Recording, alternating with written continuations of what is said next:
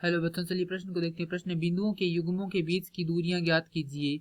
हमें बिंदु दिए गए हैं 2,3,4,1। यह दो बिंदु दिए गए हैं, हमें इनके मध्य की दूरी ज्ञात करनी है। तो प्रश्न को हल करें उससे पहले जो इसकी मुख्य अवधारणा है उस पर विचार करें। तो इस प्रश्न के लिए जो मुख्य अवधारणा है वह हो जाएगी निर्देशांक ज्यामिति। अर्थात हम यहाँ पर यह देखेंगे कि जो निर्देशांक ज्यामिति है वह क्या होती है।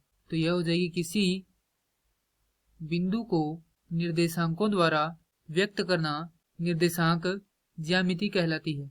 हमें बिंदु दिए गए हैं 2,3, इसे मान लेते हैं ए। दूसरा बिंदु दिया गया है 4,1।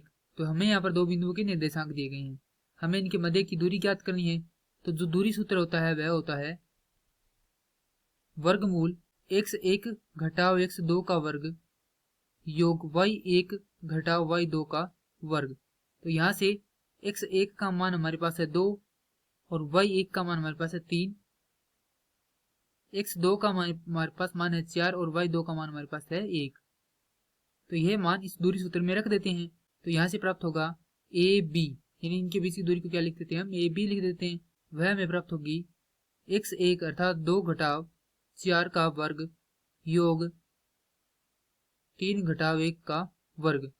हल करेंगे तो ए बी बराबर हमें प्राप्त होगा वर्गमूल ऋणात्मक 2 का वर्ग योग 2 का वर्ग।